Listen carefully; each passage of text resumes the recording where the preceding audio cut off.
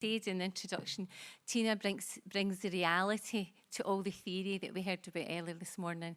I'm sure that you were very moved by a lot of the things that she said, being a kinship parent, how important it is, the involvement of the nursery and the school. And I think she also highlighted how difficult it is as a teacher, a practitioner as well, to deal with these children. And when you've got 30 children in a class having to deal with all these different issues, but if you know the children well and if you've got strategies to, to work with them, that can really help to take them forward. So thanks so much, Tina, for bringing that sense of reality this morning and focusing on transitions, because we talk a lot about transitions. But, I think what she did again was she made it real to us how difficult that can be for some of our children. So thanks again. Thanks very much. Thank you. So we're now going to go in and have some input from Sally Wassell. Sally is a social worker with about 40 years of experience. She's written books. She's worked with practitioners, with children and families to ensure positive outcomes for children. So we're now looking forward to hearing from Sally and about the importance of attachment. Thank you. Thank you.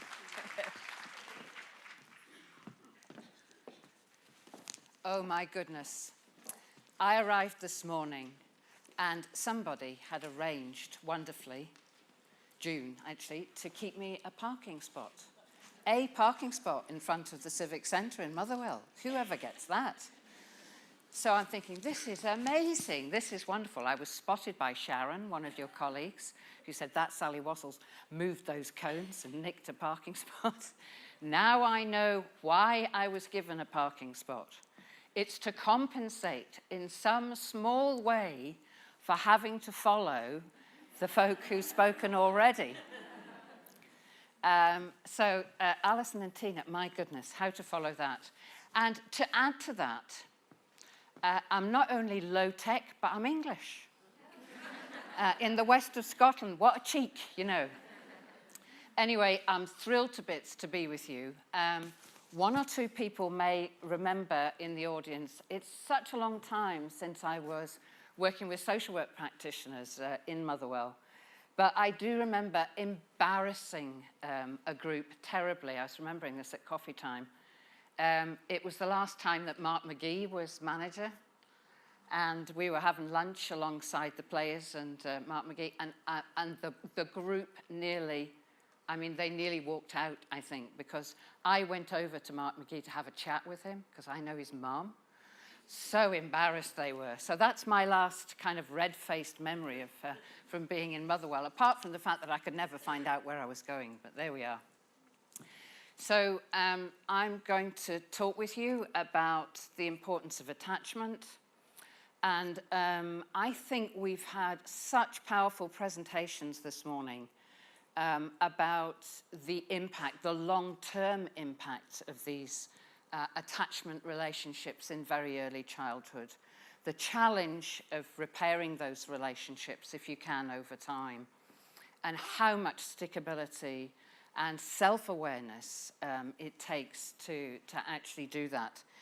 So I guess the way I spend my time these days, not only having a really lovely rare chance to work with practitioners from all agencies like yourselves, both involuntary and statutory agencies, but also thinking with those people planning for children about their futures and about what will help them. Particularly those children who've had highly compromised attachment relationships and who we need to focus on very carefully in supporting, making good care arrangements for them, be they back at home or staying at home, or be they away from home in kinship care or other arrangements.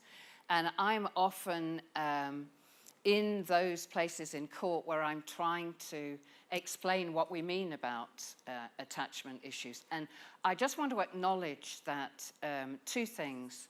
One, I'm massively impressed by the initiatives here and the opportunities for staff throughout the services to develop their understanding. So the use of Solihull and VIG and VEB, very, very incredibly helpful.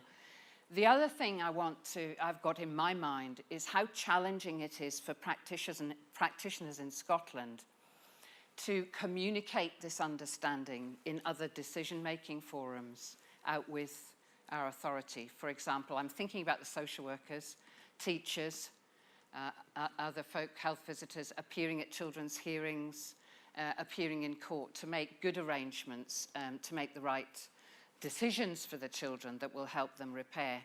So I live in that space where we have tried our best very often to work with parents, but commonly, for reasons to do with their own experience, some of them, sadly, whatever our efforts, they can't allow us to help them. And that is so acutely painful. The positive news is that some parents, maybe at one time, can't allow us to help them, but sometimes, as time goes on, they may be able to help us. So, for example, someone who was in a very difficult relationship, an abusive relationship perhaps, and was unable to retain care of their children, maybe later on, with a capacity to reflect, an opportunity to reflect, and support from good professionals to reflect, may be able to make the kind of changes that mean they can parent their children, their later born children. So that's kind of where I am at the moment professionally, although I'm involved in many situations much earlier on. And I will talk with you probably about children who walk across my mind's eye, because I'm so low tech, I don't have a single video. I'm afraid it's me, folks. And the folk who are in my head and in my heart all the time as I come to meet with you, the people that I meet as I'm doing the work, independent work that I'm doing. So I was asked to speak about the importance of attachment. And I guess I've got nothing I'm going to say today that is going to be perhaps a light bulb moment in terms of your fundamental understanding of attachment.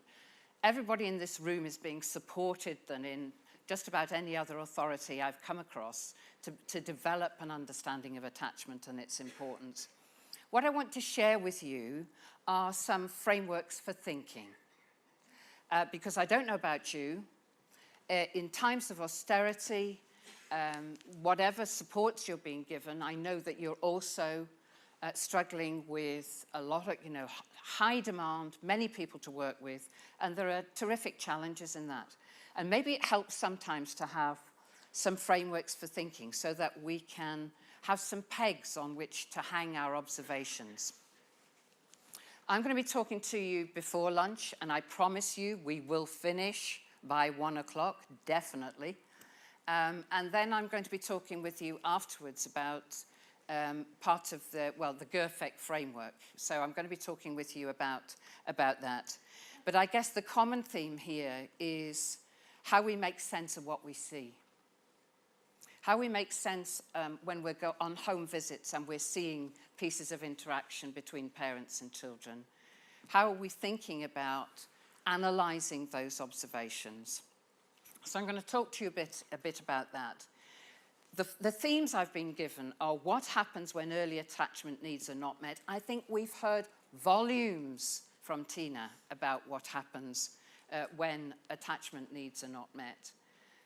I'll talk a bit about that and a framework for thinking about that, but also what can be done. What are the kinds of things that help? And particularly, as I say, I'm going to focus on what are the kinds of things it might be helpful to have in our minds when we're observing and when we're planning work and when we're undertaking work, either with children and parents, with children on their own, or with parents themselves, helping them to make sense of what's happening. So I want to talk about careful observation. There is no substitute for careful observation. Absolutely none at all. So I want to just start with a simple idea that I keep in my head as a worker when I'm seeing children and parents together. And that is these two key functions of healthy attachment relationships.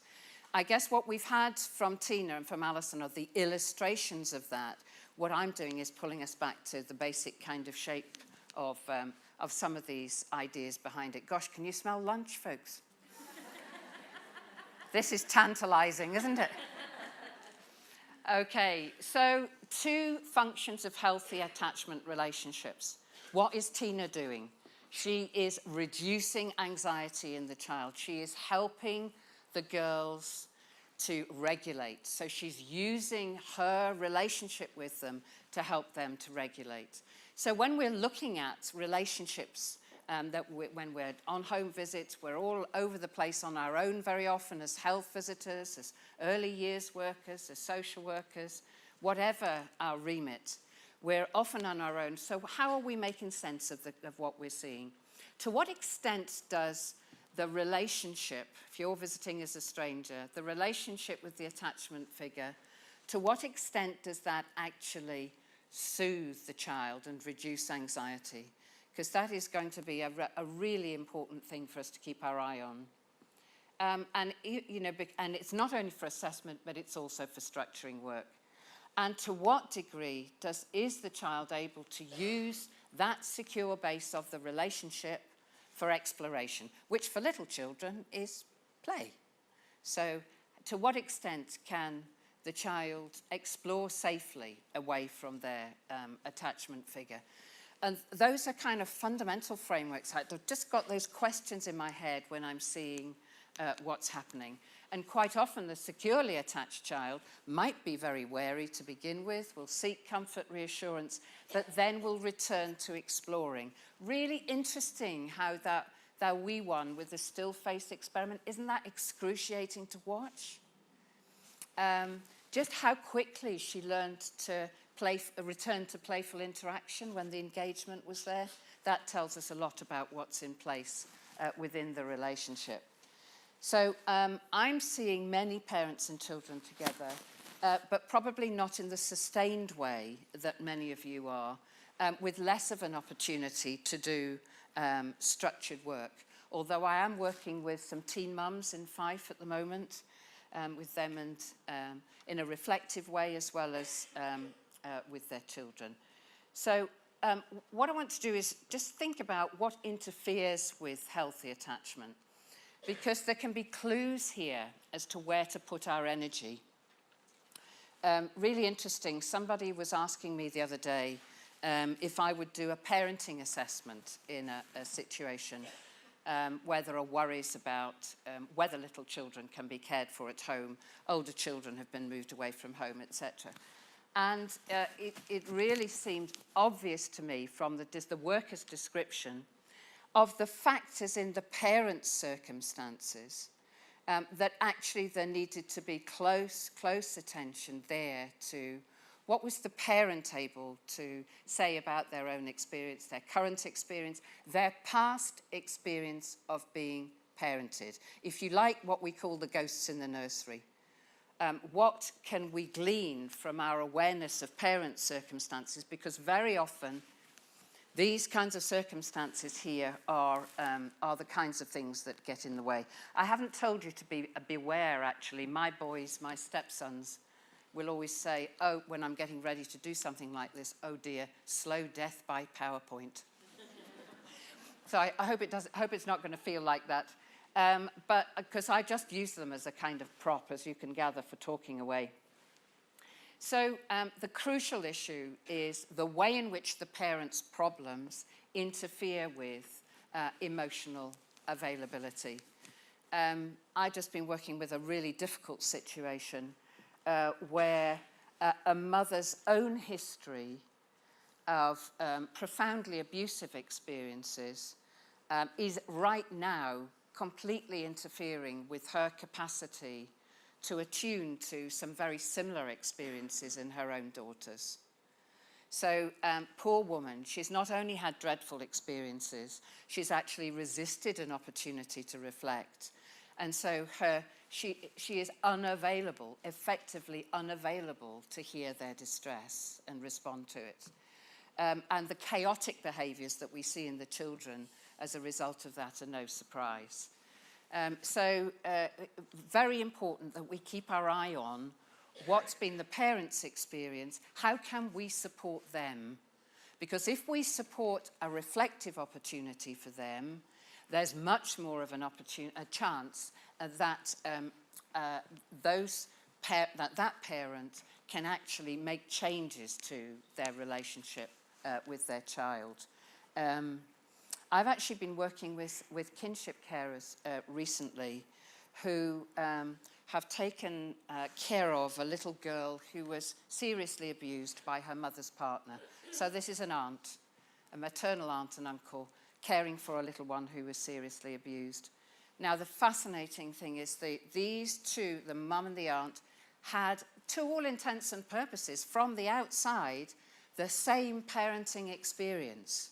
But actually, when we explore what sense they made individually, the mum and the aunt, of what happened to them, what we get is something very different. The aunt had an opportunity to be supported in some counselling and some reflection in her adolescence. The mum didn't have that opportunity and since then has resisted it.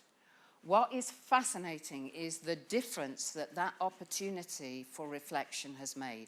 It's made a fantastic difference to the aunt's capacities in life, socially, emotionally, in terms of self-esteem, in terms of confidence, in terms of partner choice, in terms of capacity to make use of educational opportunities. So that experience of a few months of a supportive relationship. So it was the quality of the relationship that she had with the person who offered her counselling that actually, and the attunement in that relationship that made the fantastic difference to her. And her capacity for empathy, for attunement to this child, even though she's come from the same family, chaotic, highly chaotic family situation as her sister, is just immense. So never underestimate the capacity, the importance of a capacity for reflection.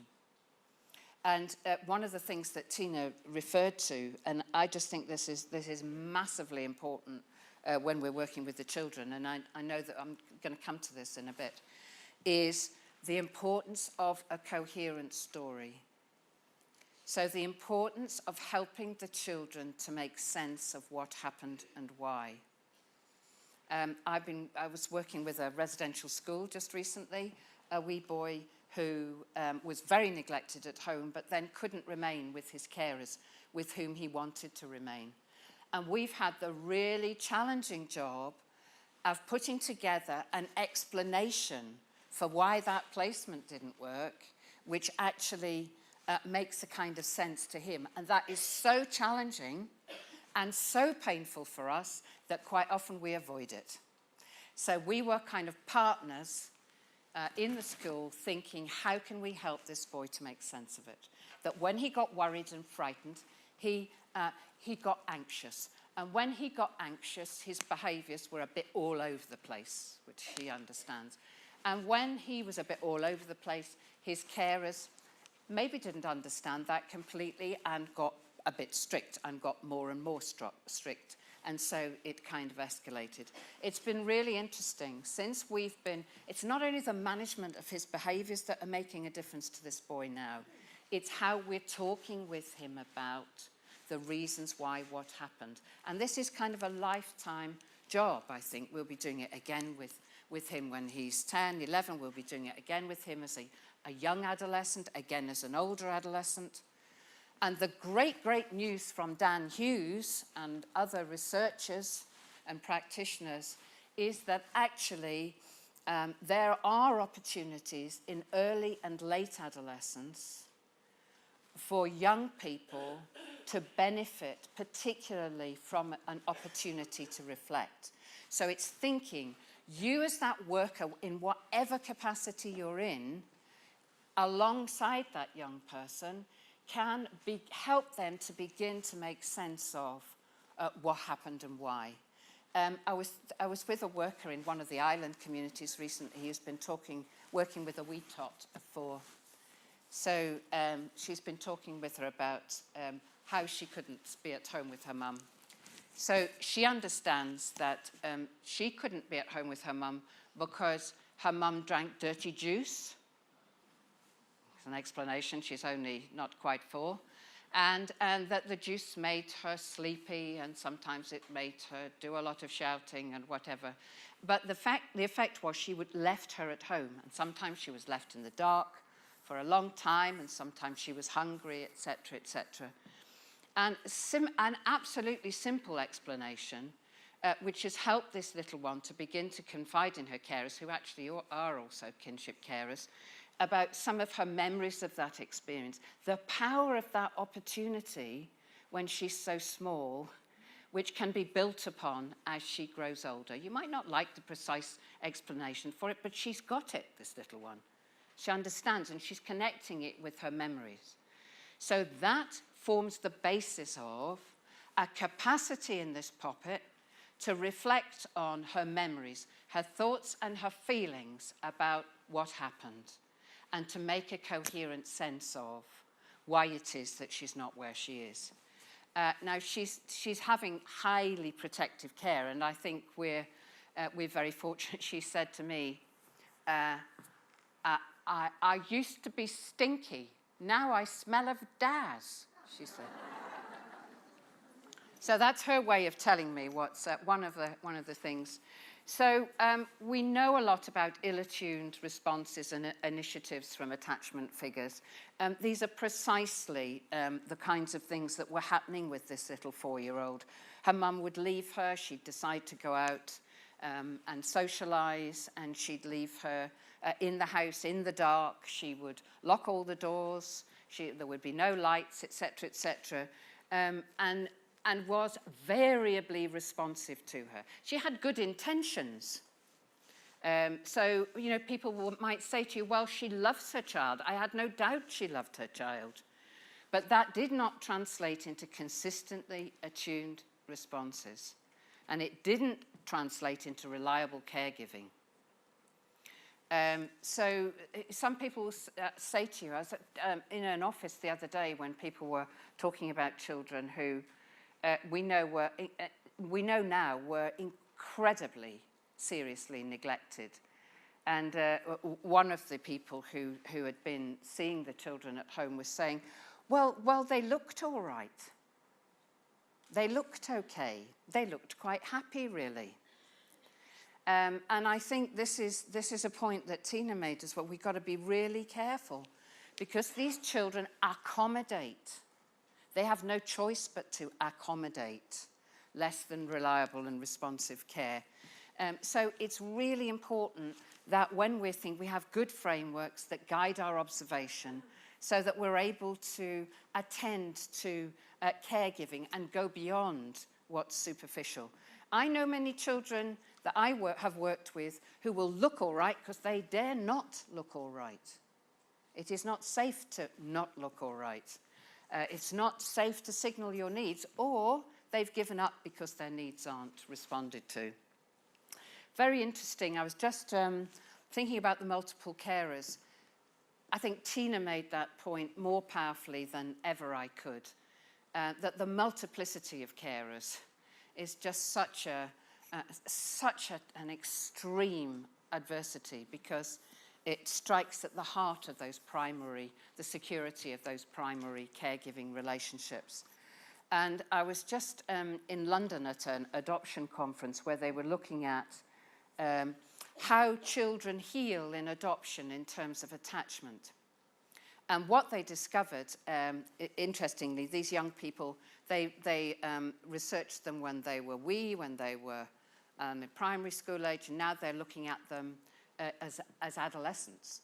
And what they've discovered, surprise, surprise, is the single most powerful negative factor that has an enduring effect on children's capacity to develop attachment security is multiple carers. So that, I guess, that's a real cautionary note to us in relation to thinking about the care planning and thinking about how and when we make decisions to return children from difficult, challenging circumstances.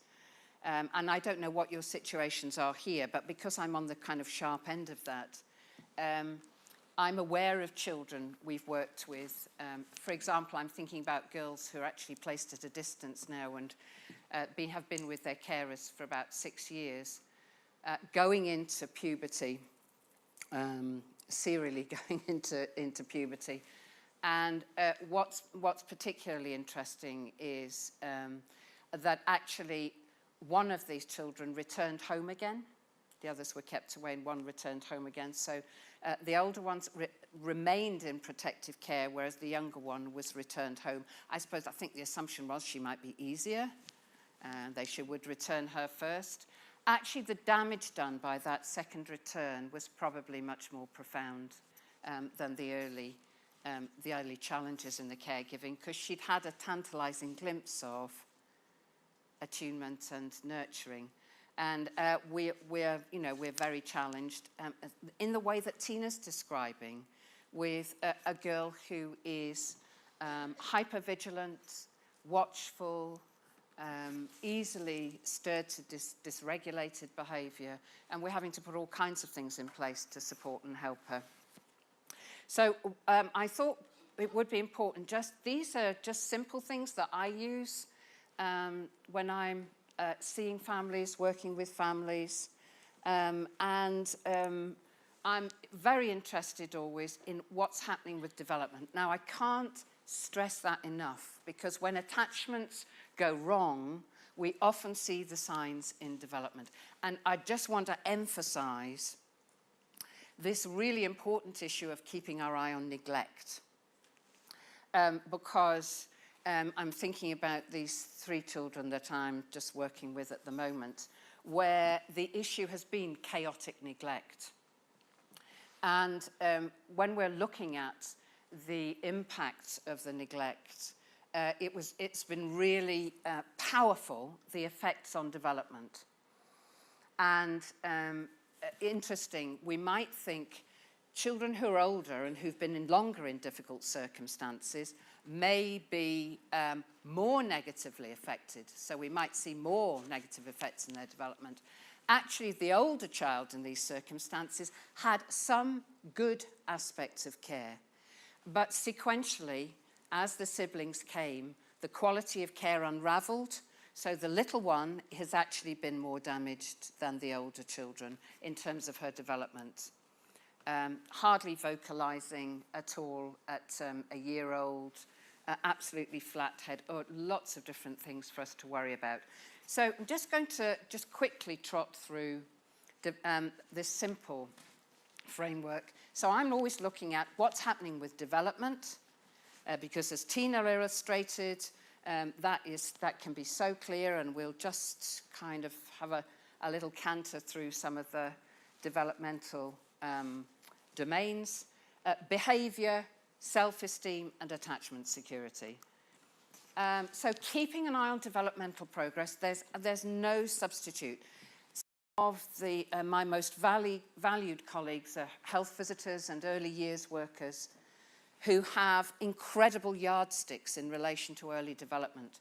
They can identify interruptions, delays, or distortions in healthy development, I mean, so well, so quickly, and they'll say to me, there's something unusual about this child's development, and help us not to make assumptions automatically that it's to do with the parenting. It may have its origins in other things. So, of course, we have to be careful, we have to be respectful, we have to listen to parents as well as listening to children's development.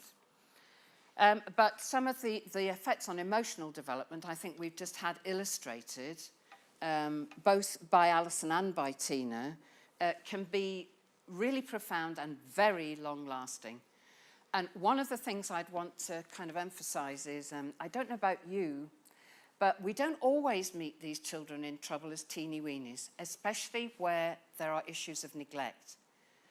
Quite often, we don't see them till quite a bit later on, for example, into adolescence.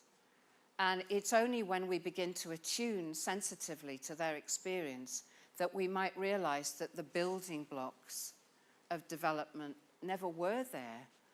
And it may be that this child has adapted by just looking after themselves as best they can. And the worry is that they, again, may look all right. And we may have an illustration of that a bit later on. Okay, so we know what helps. Attunement to feelings helps a child gradually regulate their emotions. Ill-attuned, unpredictable responses and initiatives undermining security. What I want to just mention is, and we'll probably say a bit more about this, we need to bear in mind that some parents whose own problems are so overwhelming, those problems and issues can really undermine their emotional availability and their attunement to such a point that they not only can't soothe the child, but they may themselves be the source of anxiety. So it's worth thinking about that. I'm going to mention that again in a minute as we go along. And I think both Alison and Tina spoke so powerfully about the neurological effects of being, of lack of attunement, lack of responsiveness, but also high levels of anxiety in carers. Even in the womb, high levels of cortisol whizzing around, and how that can predispose a child to this cortisol-driven alertness, and how difficult that is. And the child, when anxious, unavailable for attachment or exploration. So thinking about those techniques that Tina's developed clearly for soothing the child, both the girls, and helping them to settle, using her relationship, her engagement with them, developing strategies for soothing. So thinking about how some of the programs you're being taught to use can do that, and in more extreme circumstances, how we can support maybe other adults caring for the children to do that. Because we have to be realistic. Try as we might to help birth parents to manage this and to make changes. Not everybody is in a place where they can do that. Not everybody can manage that. Okay, so I think this whole question of children freezing or cutting off. I'm just thinking about a baby, a little one I've seen in Contact recently. She's just 5 months old, and she goes to her contact with her mum and dad, who argue, who have expressed the highest levels of emotion, quite often negative, but also very agitated. And what I noticed with this little poppet is she would go into the... I saw her in her foster home, and she's lively and vocalizing, and, you know, there's all sorts going on, all sorts of mutuality and exchange. She goes into the contact, she's silent, she doesn't vocalize, and she goes off. She literally knocks herself out. I don't know whether you've ever seen that, but it's amazing. In order to cope with this overstimulating environment, she just kind of, she just cuts off. And seeing her in the two different settings, it's just amazing. It's just a very powerful kind of effect. Okay, so the effect on cognitive development can be just so powerful. The child who's preoccupied with adult availability often either avoids exploring or explores ineffectually. That point about that Alison was making about children who seem to be okay, but who are actually agitated underneath, I think that's really important for us to keep in mind, because some of the children who avoid interaction with adults and who don't look distressed, in fact, live with the very highest levels of anxiety, of the cortisol whizzing around. They have merely strategically, as a survival strategy, learned not to let that show. So I would echo how powerful and how important that is for children. I can think about a girl who I've been working with who always looks all right. She looks okay. But when you get to know her well, she actually has all sorts of rituals and routines to keep herself safe, to help herself to feel okay. And it's only now that she's been with her carers for really quite a long time, that she's beginning to show some of this anxiety, but it's taken ages. It's taken utterly consistent, reliable responsiveness and attunement, and paying attention to even the smallest signs of anxiety, not waiting for her to say, but say, oh, looking a bit worried this morning. Okay, so we'll do it this way. We'll think about it this way. We'll structure routines in a different way. Okay, keeping an eye on language development, we know that is absolutely crucial because it's so important. And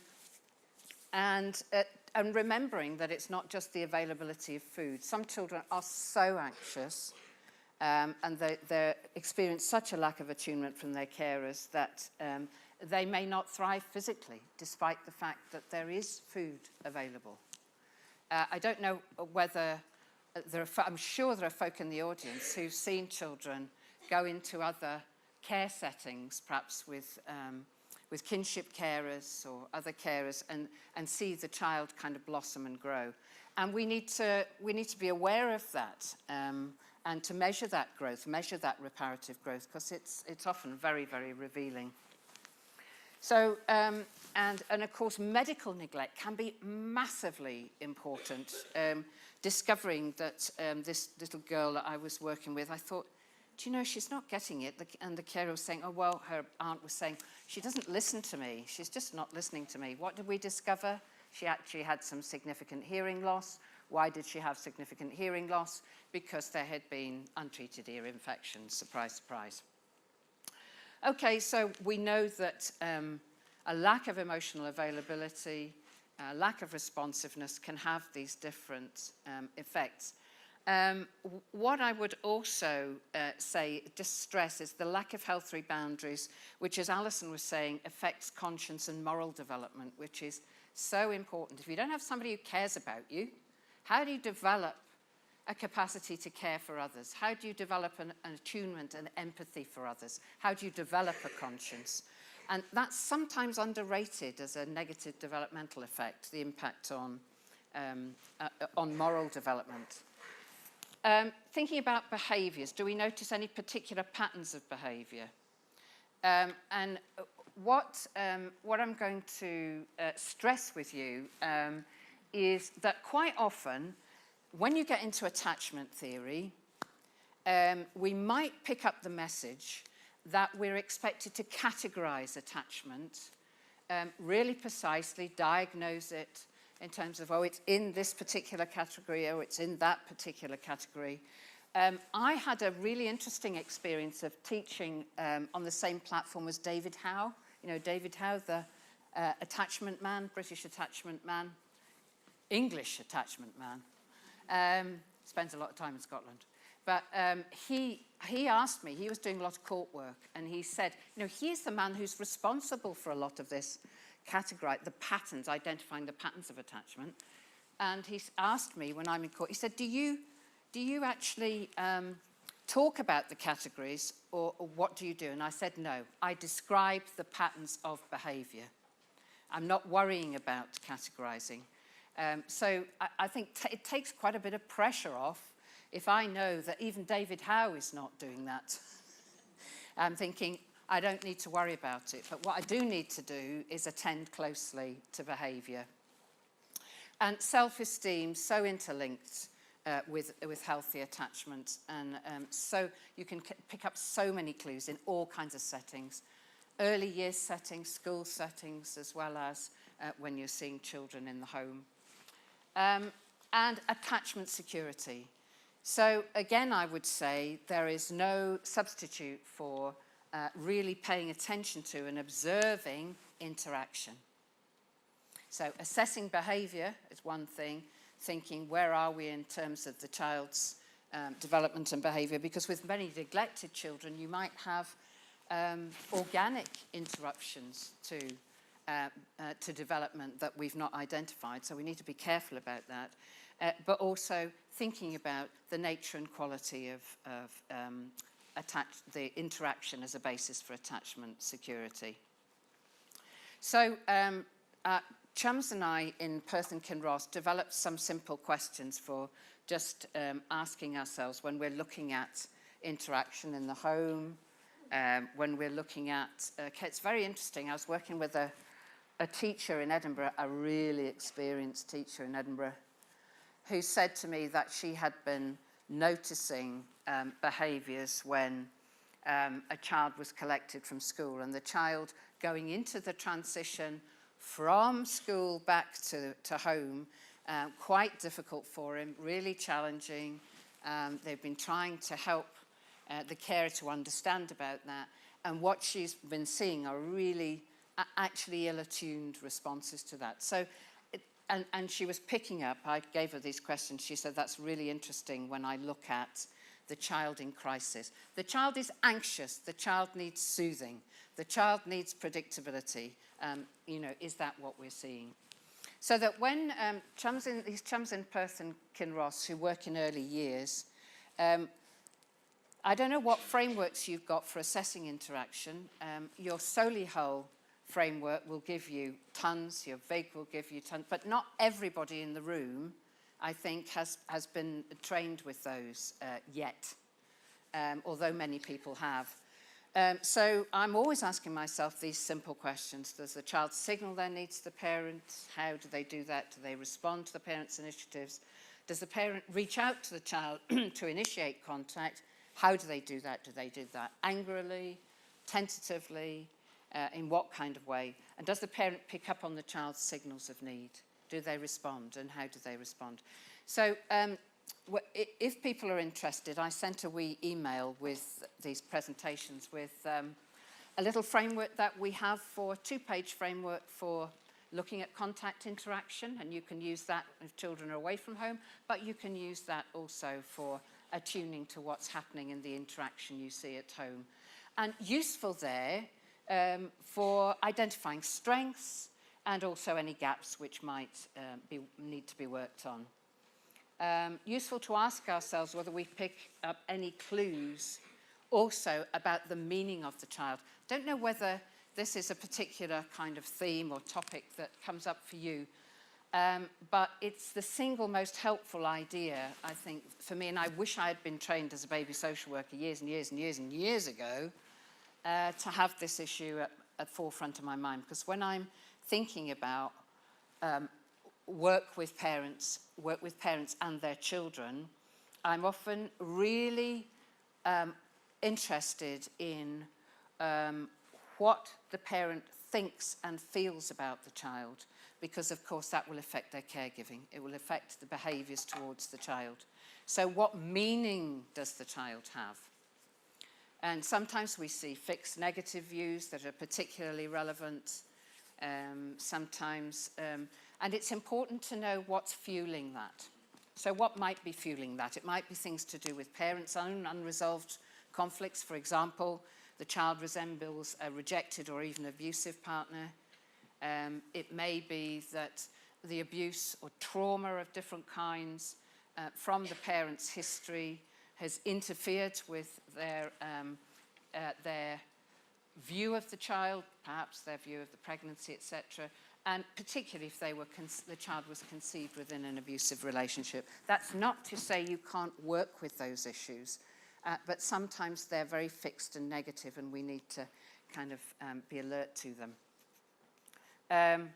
I'm thinking about a mum that who I've been working with, who is really trying with this, and she's saying, you know, he looks so much like his dad. It is really difficult. So we're developing ways of her stopping and thinking, and how she can support herself to be aware of what she's thinking, so that it doesn't negatively fuel her availability to the child. But it's challenging to work with, as you will all know. Might be factors to do with the family history. The child might become associated with the emotional impact of another significant event, for example, a loss. I have working with another mum whose adolescent daughter got herself into all sorts of difficulty, and we realised that the relationship between mother and daughter was had been rocky for a long time. We traced it back in pregnancy, at a particularly crucial stage, she was preparing to give birth, and she lost her own mother catastrophically, unpredictably. And that actually got in the way. And what she's saying to me now is, I so wish I had had the help to deal with that at the time. It would really have prevented some of the difficulties that we have now. And, you know, if I had known that, if I'd had some help with that issue. So that's, again, the importance of the parent's own circumstances. Okay, and we know that children can play different roles, be allocated different roles in families, which can, you know, either support or interrupt them, and can affect crucially, the parent's view of the child and their parenting behaviours. And I'd also say that I don't know what's happening recently, but it seems to me that we have a number of situations where there are, what we're experiencing is parents are unable to set any boundaries or any limits. So sometimes the favourite child may be disadvantaged in other ways because they don't experience the limits, the containment, the supportive boundaries that help them to begin to regulate their own impulses. So I've been working with, quite often, just thinking about a boy and a girl I was working with recently. The boy was the scapegoat, the girl was the favourite. We might expect that the boy might be more difficult to reparent. Actually, it's been the girl, because it makes absolutely no sense to her that she's not still at home, because she was the favourite. So how come she is removed? And that's been very difficult when we're working with making sense of what's happening. And of course, she's resisting the boundaries and is very challenging and unable to accept the soothing because she believes she's been stolen, basically. So kind of challenging. So it's thinking about how the view of the child affects the style and nature of caregiving. So we know that careful observation helps, less crucial to diagnose than to notice repeated patterns of initiatives and responses, and more important to distinguish between those children who are a bit insecure or have mixed feelings in their relationships. They can sometimes be demanding, they can sometimes allow themselves to be soothed, or even the child who's avoidant. Differentiating between those children and the children who have no attachment strategy. In other words, very often those children whose caregivers were either frightened or frightening. So how might a parent be frightened or frightening?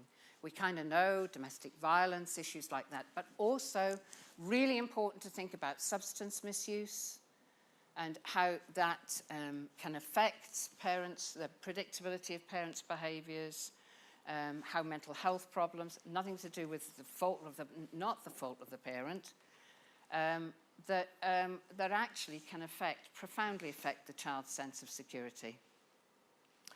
Because these children, so you notice that you might get a combination of different strategies from the child, and that some of them might be very controlling with adults and just always need to be in charge. At other times, they might be very compliant, over-the-top compliant, like the full smile and very compliant, as if they're accommodating someone who's very authoritarian, and at other times, desperate to care for others.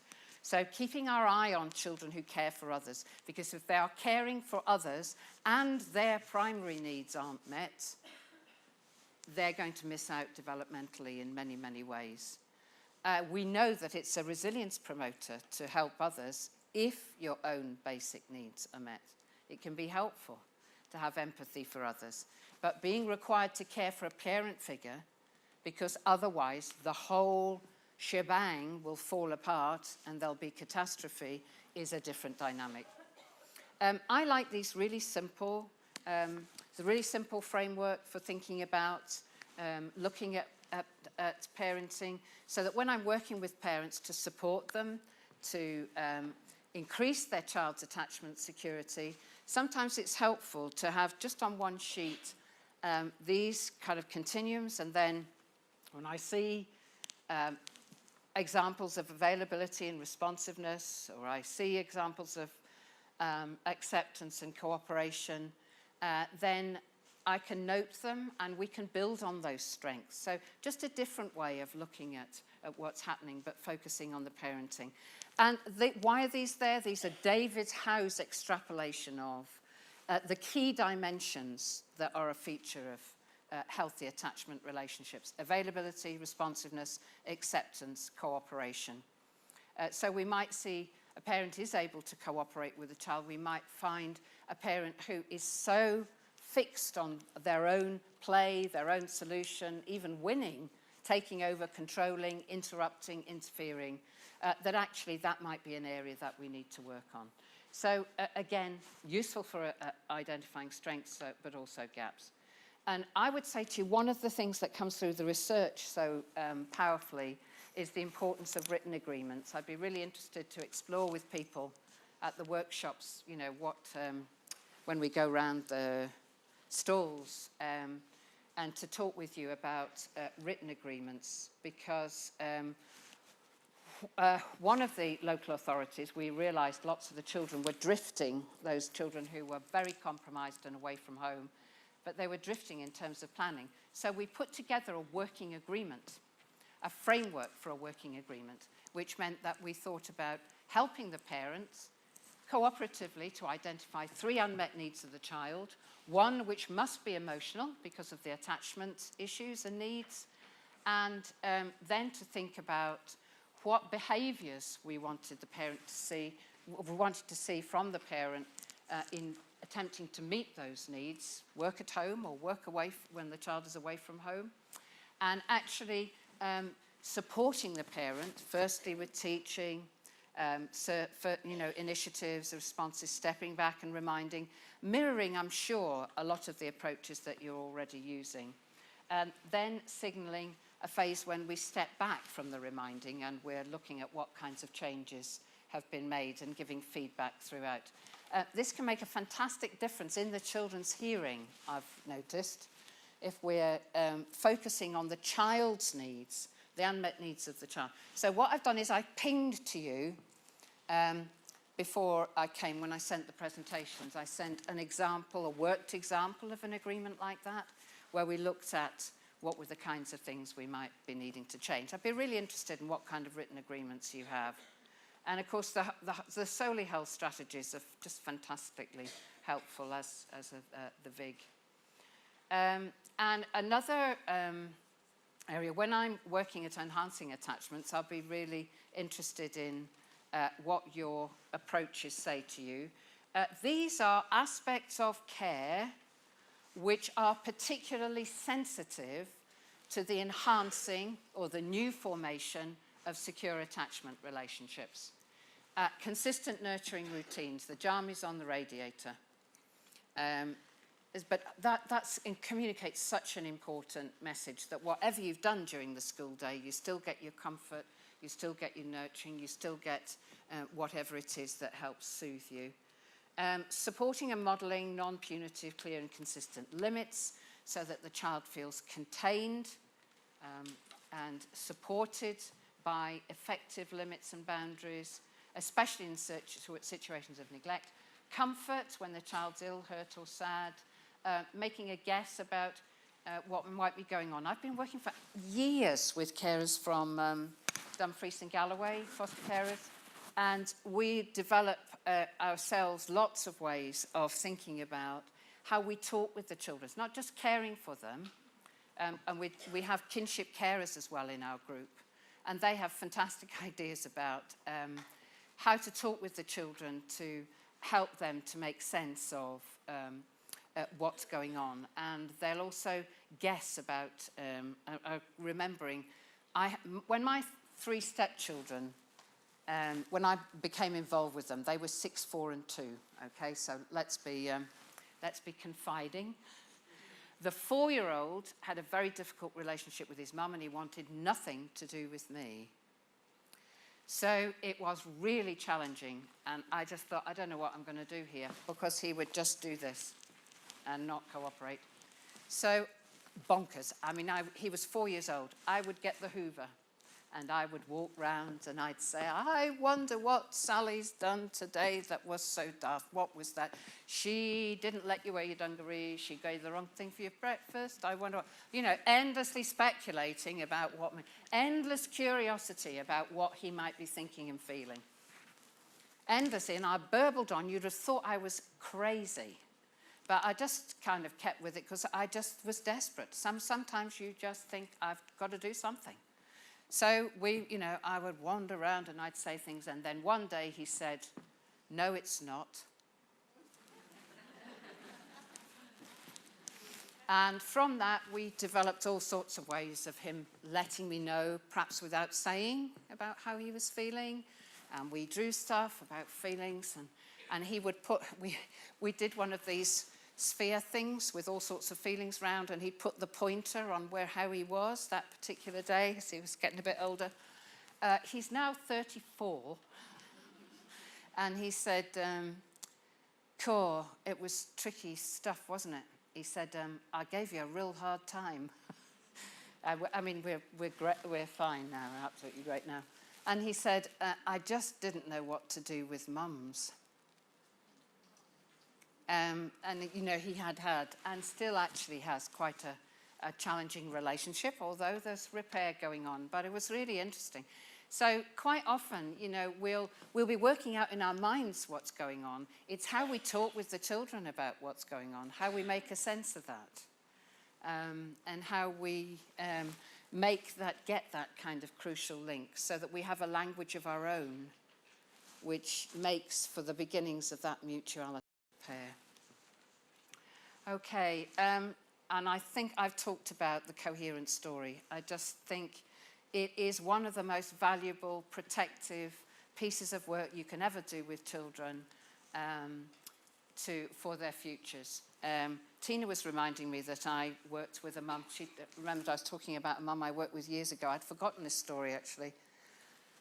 And she was an adult, and I saw her in the street, and she said, oh, it's you. Years ago. If you stay around long enough, you see people, and she says, oh, it's you. And she said, okay, I better tell you. And I said, what's that? And she said, I did go and get that help, And I'm thinking, what? And she said, I knew you knew what was going on with me. I knew from the things you said that you did have an idea of what I was carting round in here. And she said, it actually was that helped me eventually to go and find somebody to talk to. So she said, I knew that if I didn't go back, I couldn't go forward. So never underestimate that work you do with children that supports their capacity to make sense of their experiences. Obviously, when they're at high levels of anxiety, that's not the time to do it. But little reflective spaces. Use the little reflective spaces. We're getting near to lunch, folks. I can't smell it anymore, though, can you? Okay, so just thinking at the end about resilience theory. I'm working at the moment with a group of teen mums in Fife. Anybody from Methil and Leven? Nope. Ooh, all from the West. Bridget Daniel and I tried to develop some ideas about how to support children to recover from difficult experiences, from adversity. From the research, we took 6 areas that we think about concentrating on. And we've adapted this work to work with teen mums who've had, oh my goodness, they are incredible characters. They are full of bravado, full of energy, full of cheek, streetwise.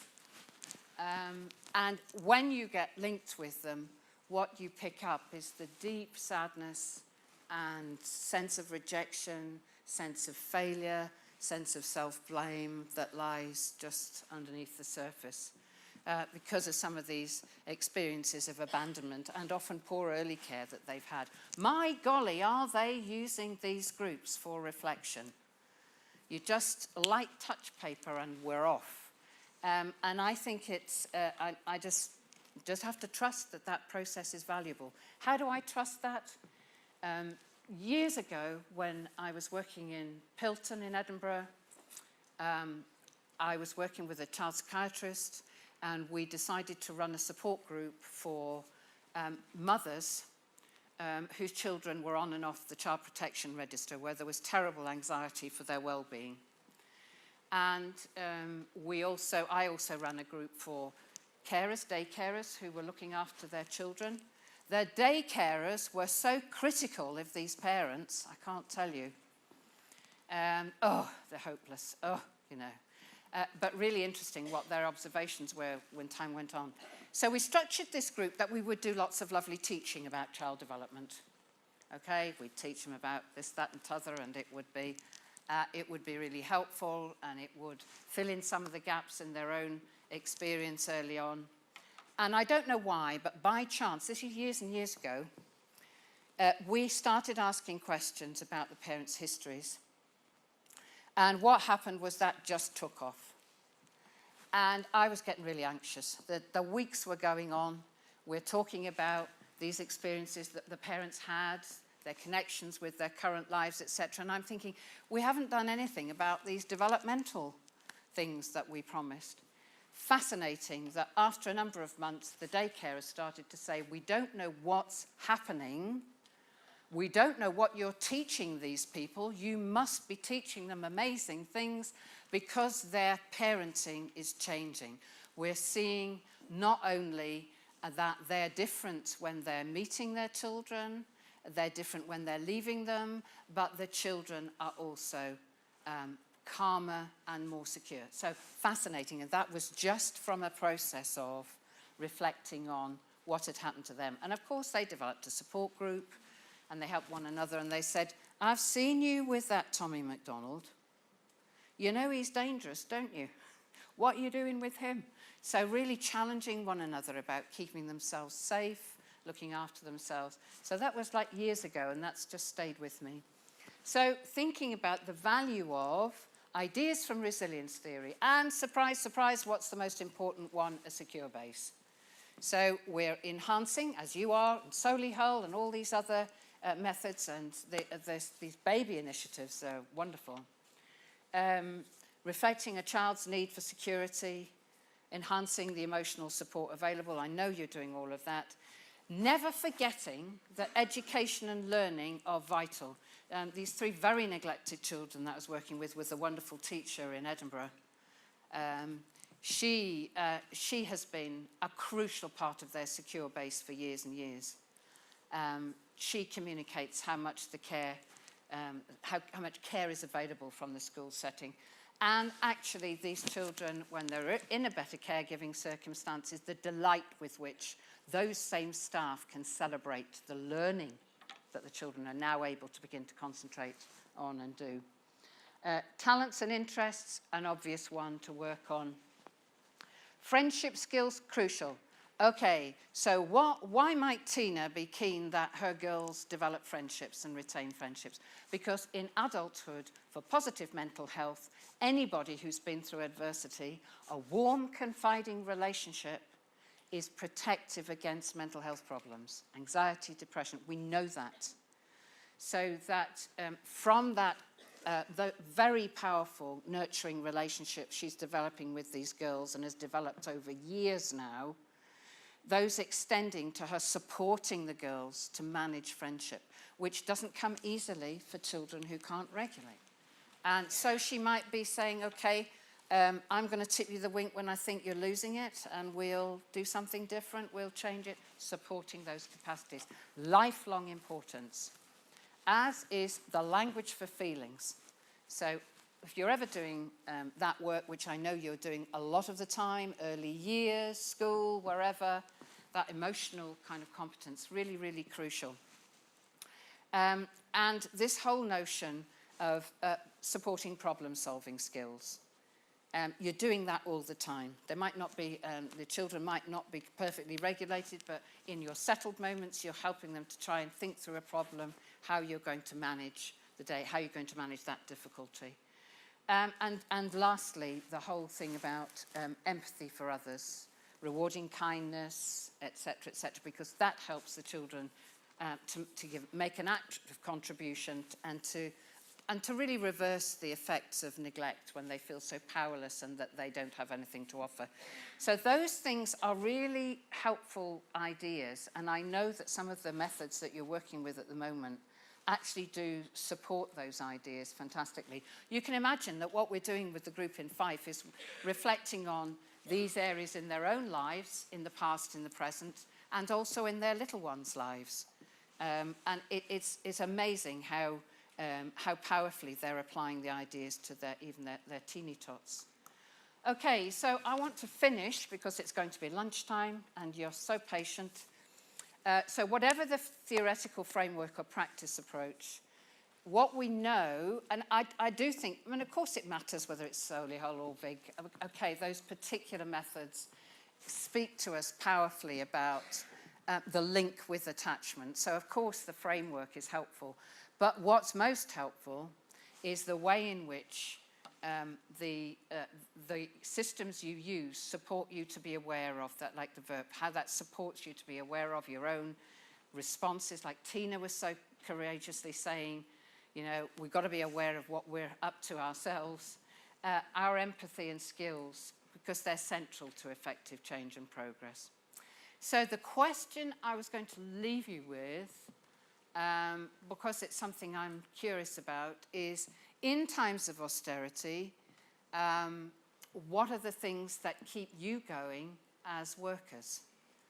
Because if you're going to support the resilience of parents and of children, you're going to have, to have resources available to you to support you. So, do you have a secure base of affirmation in the context of predictable security, where you are in your job and the kind of support you get? Do you get the kind of supervision and support which helps you develop? Self-esteem based on a respectful challenge. So we don't just need supervision that says, yes, yes, you're doing fine, do we? We need supervisors who we know value us, who know us well, but know us so well that they can challenge us. They can challenge our practice to extend our capacities. Self-efficacy. Do we have opportunities for mastery and success in times of austerity?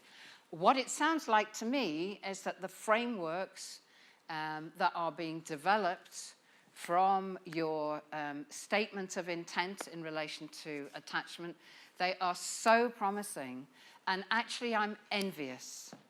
I wish I was a baby social worker again and actually starting out on my journey so that I could have the benefit of this training. But just emphasizing, I suppose, what David Howe would say, which is the crucial of importance of, if relationships are where things have gone wrong for children, then it shouldn't be a surprise that relationships are where they can be put right. So relationship-based practice, it's reassuring that's at the center of what your local authority is about. So I'm just really excited to hear about it all. Thank you. Lunchtime.